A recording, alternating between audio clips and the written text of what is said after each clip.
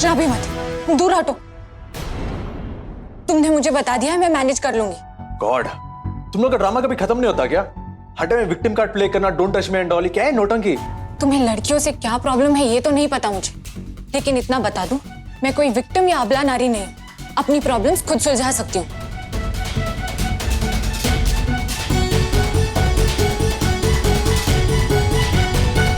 और फिर ये तो कुछ भी नहीं, हम औरतों को रोज इससे भी ज्यादा तकलीफों से गुजरना पड़ता है, जिससे हम अकेले लड़ते हैं। इसलिए बेहतर यही होगा कि तुम यहाँ से चले जाओ। लाइफ में पहली बार तुमने कुछ करेक्ट बोला है।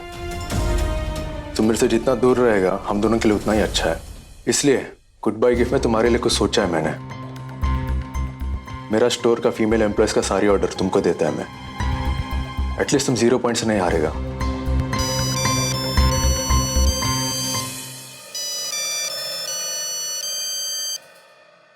हेलो पल्लवी जी, मैं सीमा बोल रही हूँ बेंगलोर से। अभी कुछ दिन पहले ही हमने अपने कॉलेज के फंक्शन के लिए आपके यहाँ से साड़ियाँ ली थी, याद है आपको? जी याद है। वो साड़ियाँ यहाँ पर सबको बहुत पसंद आई हैं, तो हम अपने चेन्नई ब्रांच के लिए 50 साड़ियों का ऑर्डर देना चाहते हैं। क्या आप डिलीवरी कर पाएंगी? बिल्कुल। Okay, thank you. तो मैं कल आपको सारी डिटेल्स दे देती हूँ। Okay okay, bye. मेरे गुरु कहते हैं, एक छोटा सा कदम एक छोटे से लक्ष्य पर बाद में एक विशाल लक्ष्य हासिल कराता है। तुम हर टाइम लेक्चर देती रहती हो क्या?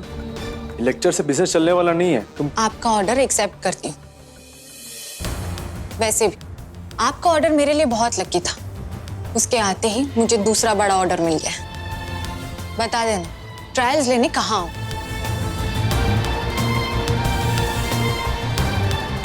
तुम्हारा इज्जत बहुत इंप्रेसिव है। थैंक यू, लेकिन अफसोस आप में ऐसी कोई बात नहीं कि कोई इम्प्रेस हो। ट्रायल्स की डिटेल्स तुमको मैसेज करेगा मैं।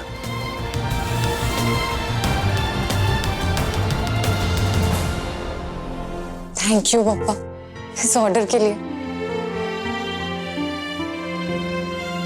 अच्छा पल्लवी, मैं चलती हूँ। ठीक है, लेकिन अगली बार आंटी को लेकर जरूर आना। पक्का। तुम जाओगी कैसे? डोंट वरी, मैं ऑटो कर लूंगी। पल्लवी दीदी, कुछ प्रॉब्लम ना हो तो मैं इन्हें घर छोड़ देता हूँ। बिल्कुल आकाश। कीर्ति आकाश है, मेरी हम मिल चुके हो। कीर्ति को मैं घर छोड़ेगा ये नहीं। Raghav, thank you for coming today. Please आके के फंक्शंस में भी जरूर आना। या जरूर आएगा। Bye bye. कीर्ति, ये कीर्ति कहाँ गया? मैंने आकाश को भेजा है उसके साथ। तेरा प्रॉब्लम क्या है? तुमने कसम खाया था ना तुम मेरे रास्ते नहीं आएगा करके। जब तक तुम लोगों को तंग करने के इरादे से उनके करीब जाओगे तब तक मैं तुम्हारे रास्ते में आऊंगी, क्योंकि तुम्हें रोकना और तुम्हें हराना अब मेरी जिद है। ए पल्लवी देशमुख, कान खोल के सुन। राघव राव कोई चिंगारी नहीं है जो हवा में उड़ के धूल बन जाए।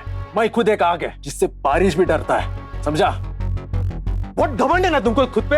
याद रखना, एग्जैक्टली 29 डेज के बाद तेरे सामने तेरा दुकान तोड़कर मैं अपना शोरूम बनाएगा, वरना मेरा नाम राघव राव नहीं है।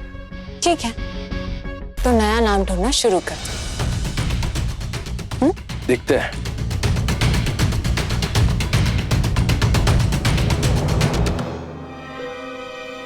कुछ तो गड़बड़ जरूर है।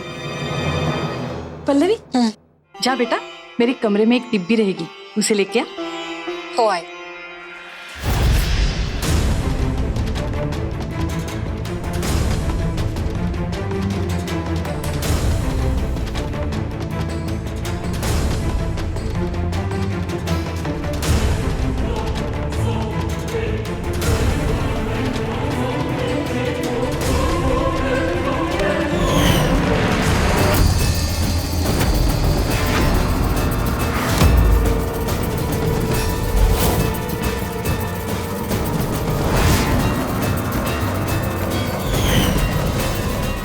तुम्हारा हिम्मत कैसे हुआ इस पवित्र कुमकुम के डब्बे को हाथ लगाने का?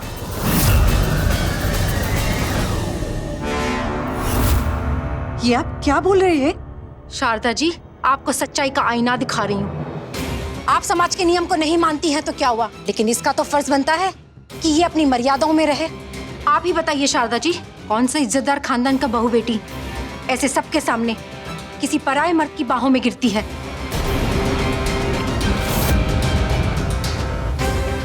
और आपकी विधवा बहू यहीं तक ही नहीं रुकी, मैंने उसे इस लड़के के साथ अपने कमरे में भी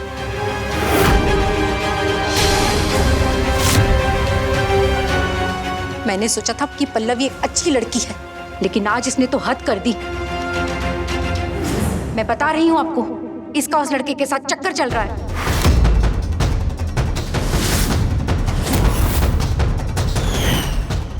नहीं आंटी, आपको कुछ गलतफहमी हुई है, मैं ऐसा कुछ नहीं। पल्लवी तुम चुप रहो, मैंने खुद तुम्हें उस लड़के के साथ देखा है।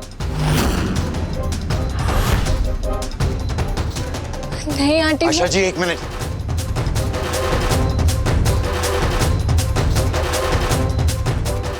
ये हमारी बेटी है जो कभी झूठ नहीं बोलती, और ना ही इसे किसी को सफाई देने की कोई जरूरत है, क्योंकि जिनकी सोच ही गंदी है उन्हें तो गंगा भी मैली नजर आती है। बिल्कुल आशा जी, मुझे मेरे बेटे पर पूरा विश्वास है। वो कभी ऐसी हरकत नहीं करेगी जिसे उसके आई बाबा का सर झुक जाए। इसलिए आप अपनी गिरी हुई सोच उन पर थोपिए जो इसके बोझ तले दब जाए। हम उनमें से नहीं हैं।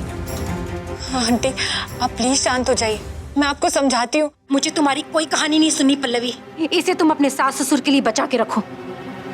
और शारदा जी, रिश्तों के नाम बदलने से रिश्ते नहीं बदल जाते। विधवा बहू को बेटी मान लेने से वो बेटी नहीं बन जाती। आप बस वही नहीं नहीं सुलोचना जी, बोलने दीजिए इन्हें। आशा जी, वहिनी की तरफ से मैं आपसे माफी मांगती हूँ। दरअसल हल्दी कुमकुम की जिम्मेदारी वहिनी निभा रही थी। मैं बिल्कुल नहीं जानती थी कि वो पल्लवी को भेज देंगे शीशी लाने के लिए। खैर, आज जो तमाशा होना था वो हो गया। इसके आगे और भी रस्में हैं, जिसमें इससे भी ज्यादा मेहमान और समाज के लोग आने वाले। इसलिए बेहतर होगा कि मेरे बेटी की शादी से आप इस लड़की को दूर ही रखिए।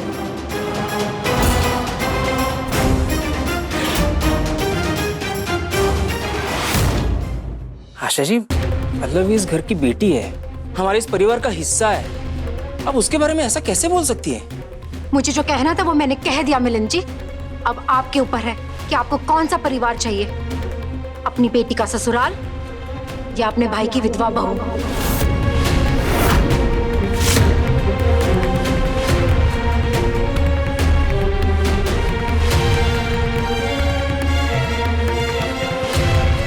मिलिंद, ये कैसे बदतमीज लोग हैं?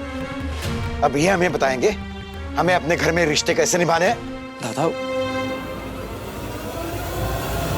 दूध चल माझ्या सोबत। सुलोचना क्या कर रहे हो? सुलोचना, सुलोचना रुको।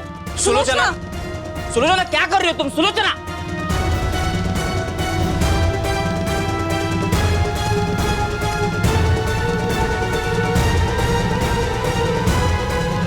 बहुत हो गया तेरा नाटक। मानसी की शादी तू अटेंड नहीं करेगी, ले कसम अभी। क्या बकवास कर रही हो सुलोचना? बस वहिनी, एक शब्द ही नहीं है। इस लड़की की अय्याशी की वजह से आज मेरी बेटी की शादी टूट रही है। सुलोचना,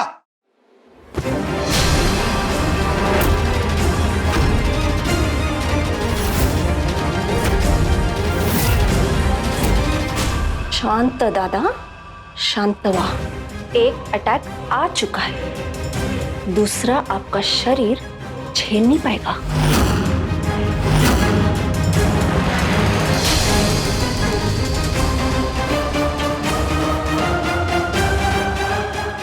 इस लड़की को कोई कुछ बोल देना तो इन दोनों की तलवार आके खड़ी हो जाती है। आज मेरी बेटी की जिंदगी बर्बाद हो रही है और आप लोग ये उम्मीद कर रहे हो कि मैं चुपचाप बैठ के तमाशा देखूं?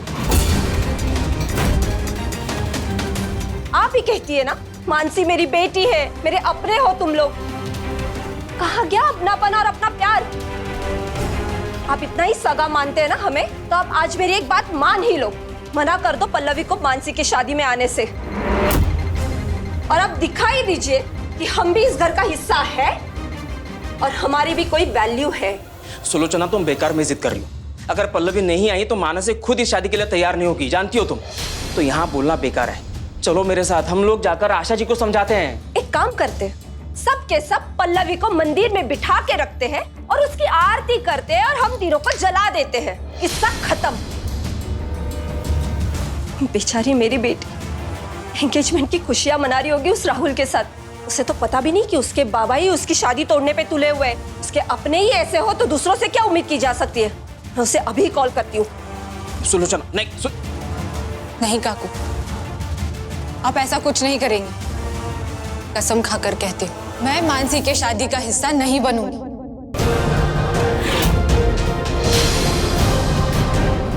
पल्लू, ये क्या किया तूने? वही जो बहुत पहले हो जाना चाहिए था। आई बहुत लड़ लिए, आई बहुत सपोर्ट कर लिया आप लोगों ने मेरा। अब नहीं, जब दुनिया ने ही अपने कान बंद कर लिए तो हमारी ऊंची आवाज में बोलने का क्या फायदा। सबको मुझ में सिर्फ एक विधवा ही नजर आती है, पल्लवी नहीं। इसलिए कभी कोई शादी के बहाने कुछ कह देता है, कोई सफेद साड़ी दे देता है, तो कोई इज्जत पर सवाल उठा देता है। कोई ये समझना ही नहीं चाहता कि विधवा होना मेरी हालत है, मेरी पहचान नहीं। उस रात जब मंदार काम से बाहर गए और लौट कर नहीं आए तो इसमें मेरी गलती नहीं थी। मैंने नहीं चुनी है ये जिंदगी अपने लिए, ये बप्पा की मर्जी थी जिसके आगे हम सब भी कुछ नहीं कर सकते। और जिस चीज पर मेरा बस नहीं वो मेरी गलती नहीं। इसके लिए अगर कोई मेरे आई बाबा को कुछ कहेगा तो मैं बर्दाश्त नहीं करूंगी।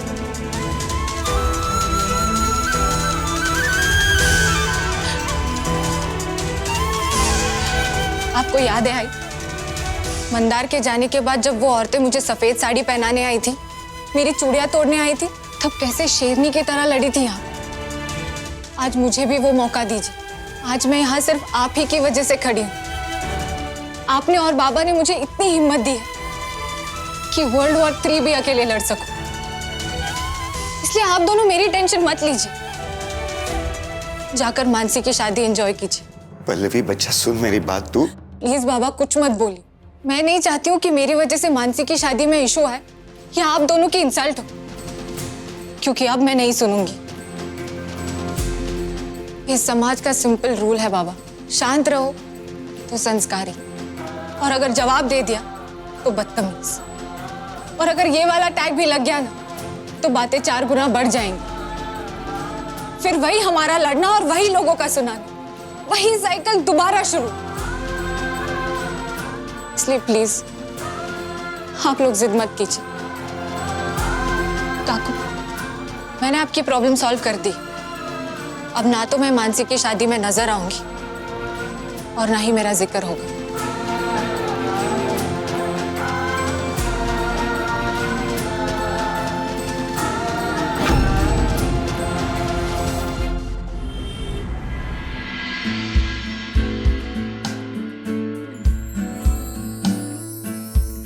Thank you.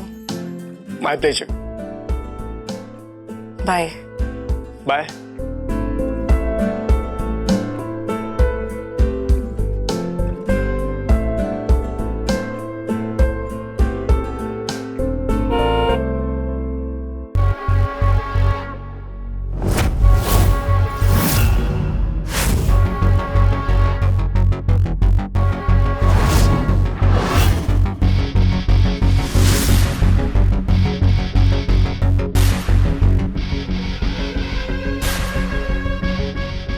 लास्ट टाइम प्यार से बोल रहा है, कीर्ति से दूर रहना। अर्धमेंदा, आप हैं कौन और आपका प्रॉब्लम क्या है? क्यों मेरे और कीर्ति के? बहुत प्यार से तुमको समझाया था, लेकिन तेरे भेजे में कुछ गया ही नहीं। हाँ, मेरा हिंदी बहुत वीक है ना, इसलिए तुमको समझ में नहीं आया। अब मैं तेरे को समझाएगा तमिल में। कीर्ति न दूरे रे। अब मलयालम में कीर्ति नन मारने न लगा। अब फाइनली मेरा भाषा में, तेलुगु में, कीर्ति ने चित्तूरांगा बुर्रा के किंदा चपा। ओके ओके ओके, मुझे छोड़ दीजिए। मैं आज के बाद कीर्ति से दूर रहूंगा, नहीं मिलूंगा उससे। अब मैं बताता मैं कौन है। मैं कीर्ति का बड़ा भाई राघव राव, और मेरा बात यहाँ कोई नहीं काटता। तुम वो सारी का दुकान, हाँ वो पल्लवी देशमुख, उससे रिलेटेड है ना तुम, इसलिए तुम मेरे को पसंद नहीं है, समझा? और कीर्ति से दूर रहना, अर्थमैंदा?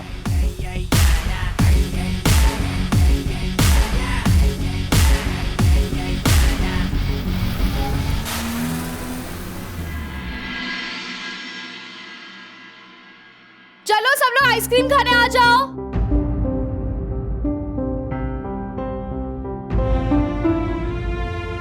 बाबा क्या है ये सब? और ये कुमकुम यहाँ पे ऐसे क्यों गिरा है? सब ठीक है ना? मानसी,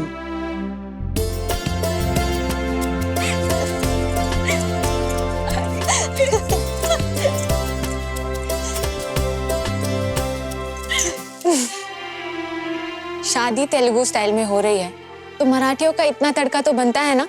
हम लोग फुगड़ी खेल रहे थे, इसी मस्ती में ये कुमकुम मुझसे गिर गया। पप्पा जी शपथ पल्लवी, तू ना मेरी शादी का इंजन है और तेरे भरोसे पूरी ट्रेन चल रही है। जहाँ इंजन फेल हुआ गई ट्रेन पटरी के नीचे। ऐसा कुछ नहीं होता है, शादियों में किसी के होने ना होने से कोई काम नहीं रुकता है, सिवाय दुल्हा दुल्हन के, क्योंकि मंडप में तो उन्हें ही बैठना होता है ना।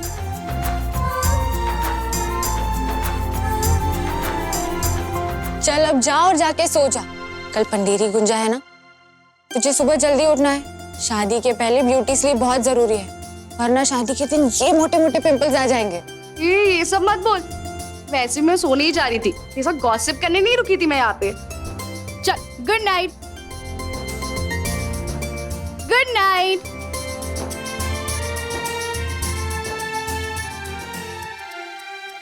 बाबा, आई, काका, निखिल, आप सबको मेरी कसम है, आप लोग मानसी को कुछ नहीं बताएंगे।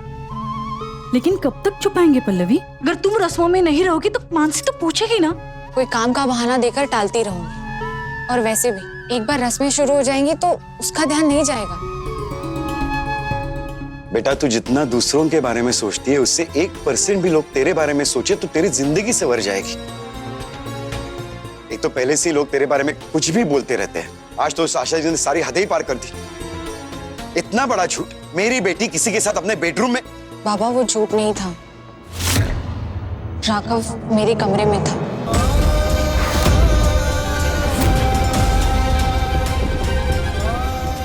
एक्चुअली मेरे ब्लाउज का बटन खुल गया था तो मुझे बताने के लिए आया।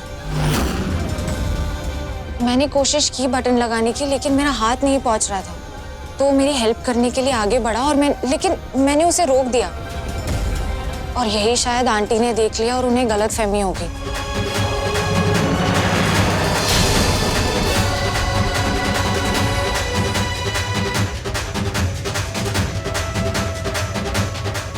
मैं तो कमरे में हेमा आंटी के लिए शॉल लेने गई थी, पता नहीं कैसे वो मेरे पीछे पीछे आ गया।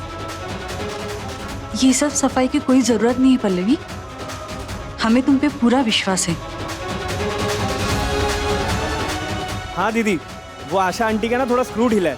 दादा वही नहीं, आप दोनों भी जाके सो जाइए, कल सुबह उठ के हमें वैसे भी एक नई जंग लड़नी है। बाबा, मैं आपके लिए दवाई और पानी लेकर आती हूँ।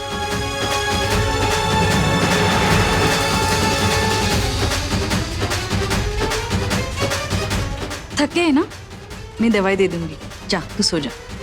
ये बाबा ऐसे चले क्यों गए? पहले तो ऐसा कभी नहीं किया।